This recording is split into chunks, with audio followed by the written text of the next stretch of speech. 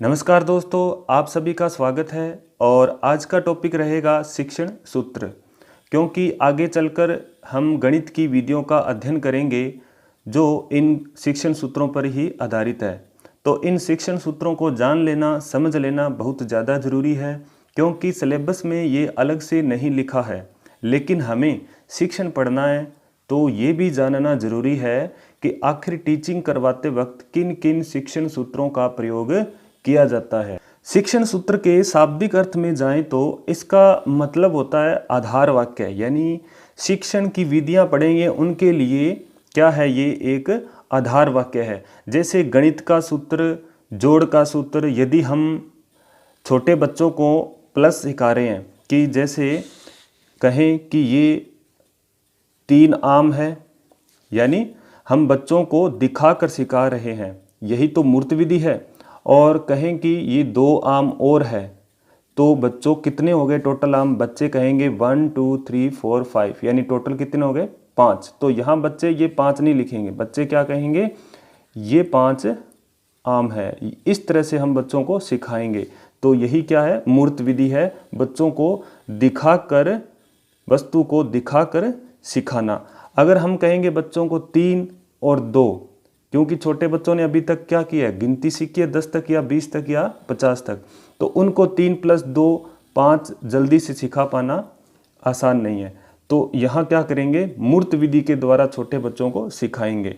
तो जो ये विधियाँ बनाई गई है वो शिक्षण को और ज़्यादा प्रभावशाली बनाएगी। इवन यदि एक पेड़ है तो कहीं ना कहीं उसकी जड़ होती ही है। उसी प्रकार शिक्षण की प्रक्रिया में कोई ना कोई सूत्र जरूर होता है जो शिक्षण को प्रभावशाली बनाए, जिसका आधार वाक्य शिक्षण सूत्र ही होते हैं।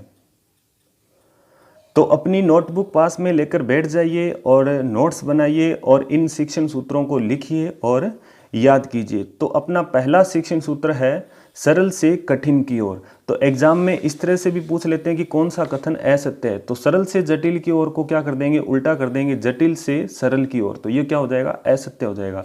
तो पहला शिक्षण सूत्र है सरल से जटिल की ओर। इसका मतलब ये होता है कि, या इसको सरल भाषा में समझा जाए तो जब नई कक्षा में या जब नए स्कूल लगते हैं, नई कक्षा में बच्चे प्रवेश करते हैं, तो यदि हम गणित का शिक्षण करवाना चाहते हैं तो अध्यापक कक्षा में पहले क्या करेगा? सरल पाठों को क्या करेगा? करवाएगा। फिर जो उस पुस्तक में कठिन पाठ है वो बाद में करवाएगा। जैसे हम 9th या 10th की बात करें तो जो कठिन अध्याय है, जैसे मेंसुरेशन है, क्षेत्रमिति हो गया, ट्रिग्नोमेट्री त्रिकोणमिति हो गया, या समरूपता हो गया, ये लेसन जो होते हैं वो कठिन होते हैं। इनका शिक्षण का जो अध्ययन है वो बाद में करवाया जाएगा। तो शाब्दिक अर्थ में देख लिया जाए तो सरल से जटिल की ओर पाठ्य सामग्री को संगठित करते एवं कक्षा अनुदेश के समय शिक्षक को चाहिए कि वह सरल प्रत्यय विद्यार्थियों को पहले बताए, फिर क्या करे? क्रम के अनुसार जटिल प्रत्ययों को, यानी जटिल जो पाठ है उनको बाद में पढ़ाया जाए, ताकि उनकी रुचि बनी रहे। क्योंकि जब हम क्लास में एक ऐसा लेसन जो सबसे कठिन है और वो पहले दिन ही पढ़ा देंगे तो बच्चों की रुचि गणित के प्रति क्या हो जाएगी? अच्छी नहीं रहेगी, उनको पढ़ने में इंटरेस्ट नहीं आएगा। तो इसलिए जटिल प्रत्ययों को उनकी रुचि के अनुसार बाद में पढ़ाया जाए। तो या फिर शिक्षक आसपास के उदाहरण से भी विषय वस्तु को प्रारंभ कर सकता है। तो ये जो है वो शिक्षण का सूत्र है पहला, सरल से जटिल की ओर। 2 नंबर शिक्षण सूत्र है ज्ञात से अज्ञात की ओर। छात्रों को पहले वो बातें बतानी चाहिए जिनका छात्रों को पूर्व ज्ञान है, फिर उसे आधार बनाकर उनका संबंध नवीन ज्ञान के साथ करना चाहिए। इसलिए शिक्षक पहले पढ़ाए हुए विषय वस्तु को कक्षा में संक्षिप्त रूप से बता सकता है। यानी इसका ये मतलब हुआ कि आज आप बच्चों को डिवाइड सिखा रहे हैं, छोटे बच्चों को जिनको ये पता नहीं है कि डिवाइड कैसे किया जाता है, तो पहले प्लस माइनस या इनटू सिखाना चाहिए। यदि प्लस माइनस इनटू आता है तो उनका संबंध इस डिवाइड के साथ, यानी भाग वाली संक्रिया के साथ जोड़ना चाहिए। जैसे भाग करते हैं तो मोस्टली पहाड़ों का यूज किया जाता है, तो पहाड़े किस में आएंगे? इनटू और प्लस में। 2 1 जा 2, 2 जा 4, 2 3 जा 6 ऐसे। और माइनस का यहाँ होगा कि भाग देने में जो अपने करते हैं कि माइनस करते हैं तो शेषफल कितना रह गया, तो वहाँ माइनस का भी ज्ञान होना जरूरी है। तो ये है ज्ञात से अज्ञात की ओर। तीसरा जो शिक्षण सूत्र है वो है मूर्त से अमूर्त की ओर।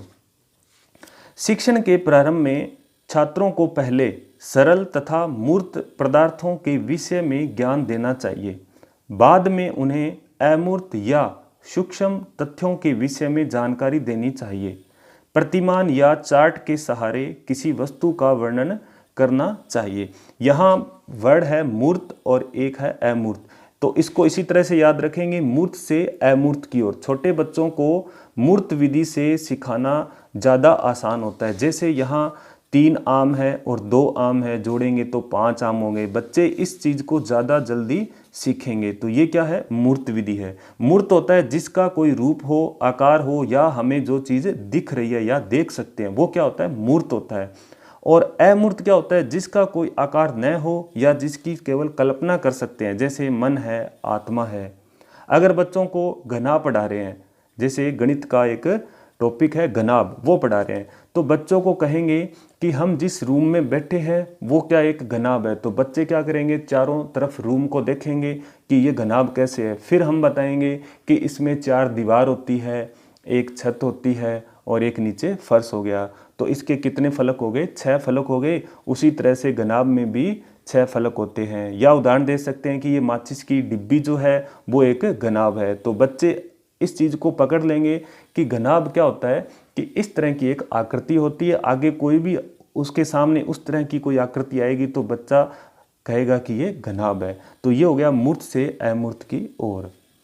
अगला शिक्षण सूत्र है अनिश्चित से निश्चित की ओर। 4 नंबर बिंदु रहेगा।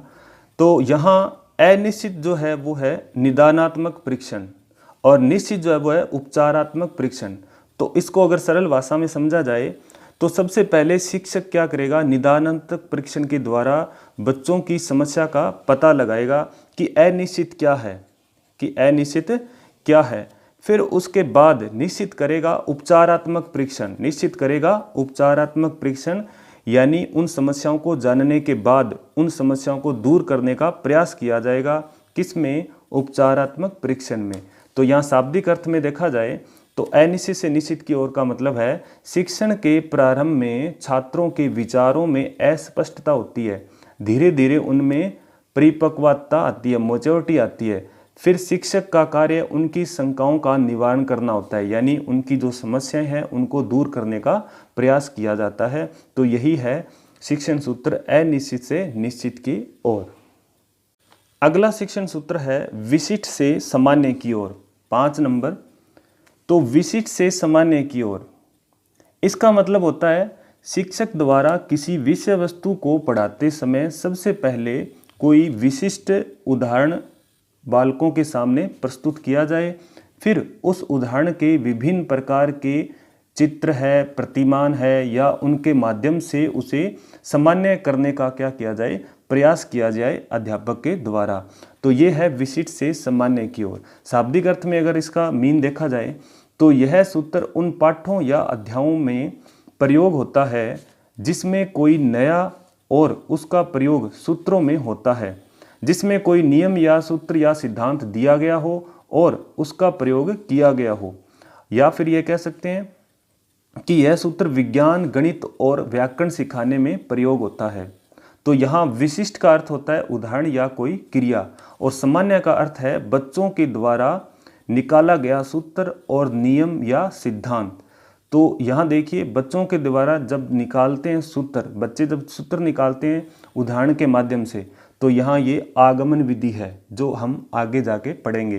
तो यहाँ यही शिक्षण सूत्र आधार वाक्य बन रहा है आगमन विधि का, कि विशिष्ट से सामान्य की ओर। अगला शिक्षण सूत्र 6 नंबर है मनोवैज्ञानिक से तार्किक की ओर। मनोविज्ञान क्या है? साइकोलॉजी में मनोविज्ञान का अर्थ होता है व्यवहार का विज्ञान, यानी आत्मा का, मन का और चेतना का विज्ञान। बच्चों को मनोवैज्ञानिक से तार्किक की ओर पढ़ाना चाहिए। तार्किक यानी रीजनिंग, तो तर्क उत्पन्न करने चाहिए जो विषय सामग्री हम पढ़ा रहे हैं। तो पहले यह पढ़ाया जाए जो छात्रों की योग्यता एवं रुचि के अनुसार हो, उसके बाद विषय सामग्री के तार्किक क्रम पर ध्यान दिया जाए। यानी बच्चों की जो योग्यता है, उनकी जो रुचि है, वो पहले क्या किया जाए? ध्यान दिया जाए। उसके अनुसार बच्चों को पाठ्य सामग्री प्रस्तुत की जाए और फिर उस पाठ्य सामग्री में तर्क पर भी ध्यान दिया जाए। तो ये है मनोवैज्ञानिक से तार्किक की ओर शिक्षण सूत्र। अगला शिक्षण सूत्र 7 नंबर है विश्लेषण से संश्लेषण की ओर। एक अच्छा शिक्षक पहले छात्रों को विषय वस्तु के विभिन्न पहलुओं से अवगत करवाता है, जिसे विश्लेषण कह सकते हैं। फिर संश्लेषण करके या के द्वारा उस ज्ञान को व्यवस्थित करके स्थायित्व प्रदान करता है, यानी स्थायी ज्ञान प्राप्त करता है। तो यहाँ हम कह सकते हैं कि गणित में जैसे सरल ब्याज पढ़ाना है, तो बच्चों को ये पहले से पता होगा या पहलू से अवगत करवाएंगे कि बच्चों मूलधन और समय आपको पता है, और इससे हम क्या करेंगे, सरल ब्याज ज्ञात करेंगे। सरल ब्याज यानी मूलधन गुणा समय गुणा दर कर देंगे तो सरल ब्याज हो जाएगा, दर भी बता देंगे। फिर क्या करेंगे, इसके बारे में संश्लेषण करेंगे, यानी सरल ब्याज से और क्या क्या अपने ज्ञात कर सकते हैं। दर ज्ञात कर सकते हैं, समय ज्ञात कर सकते हैं, मिश्र धन ज्ञात कर सकते हैं, दो अलग अलग समय में ब्याज हो तो उनका अंतर ज्ञात कर सकते हैं। तो इससे क्या होगा, बच्चों में सरल ब्याज के प्रति जो ज्ञान है वो स्थायित्व प्रदान कर लेगा, यानी स्थायित्व हो जाएगा कि सरल ब्याज में ये चीज़ें भी हो सकती है। तो ये था शिक्षण सूत्र विश्लेषण से संश्लेषण की ओर। और अगला शिक्षण सूत्र लास्ट है अपना पूर्ण से अंश की ओर। वैसे तो और भी शिक्षण सूत्र है, लेकिन इनको याद रखेंगे इस क्रम से कि विश्लेषण से संश्लेषण हो गया, पूर्ण से अंश हो गया, यही इनका क्रम होता है। ठीक है, तो पूर्ण से अंश की ओर गेस्टाल्टवादी मनोवैज्ञानिकों के अनुसार पहले पूर्ण का संज्ञान होता है और बाद में उसके अंशों का। तो यहाँ गेस्टाल्टवादी कौन थे, गेस्टाल्टवादी थे वर्दीमर, कोहलर और कोफका। तो इनका प्रतिपादन गेस्टाल्टवादियों ने किया था और गेस्टाल्टवादी वर्दीमर, कोहलर और कोफका थे। इसमें क्या होता है कि पहले हम वृक्ष को देखते हैं, यानी पूर्ण चीज़ देखते हैं, पूर्ण से अंश की ओर। पूर्ण का मतलब हुआ यहाँ वृक्ष। तो ये हम कह सकते हैं कि पहले हम वृक्ष को देखते हैं और फिर उसके तने को, उसकी शाखाओं को, उसके पत्ते आदि को देखते हैं। कहने का भाव यह है कि शिक्षण में पहले विषय वस्तु को पूर्ण रूप से छात्रों के समक्ष या उसके सामने रखा जाए और फिर धीरे धीरे उसके भागों के विषय में ज्ञान दिया जाए, तो शिक्षण ज़्यादा प्रभावशाली होगा। यानी उसके जो पार्ट हैं उनको अलग अलग भागों को उसके सामने बताया जाए, तो इससे क्या होगा, शिक्षण का जो प्रभाव है वो और ज़्यादा होगा। किन पर, बच्चों पर। तो ये जो शिक्षण सूत्र है वो है पूर्ण से अंश की ओर। इसके अलावा 2 शिक्षण सूत्र और याद रखेंगे, अपने लिख सकते हैं। एक है स्थूल से सूक्ष्म की ओर, सूक्ष्म की ओर, और 10 नंबर लिख सकते हैं प्रत्यक्ष से अप्रत्यक्ष की ओर, प्रत्यक्ष से अप्रत्यक्ष की ओर। ये शिक्षण सूत्र इसी क्रम में याद रखेंगे। तो दोस्तों वीडियो अच्छी लगे तो लाइक करना और अपने मित्रों के साथ इसे शेयर करना। अगली वीडियो में हम पढ़ेंगे शिक्षण के विभिन्न स्तर। तो आज के लिए इतना ही। जय हिंद, जय भारत।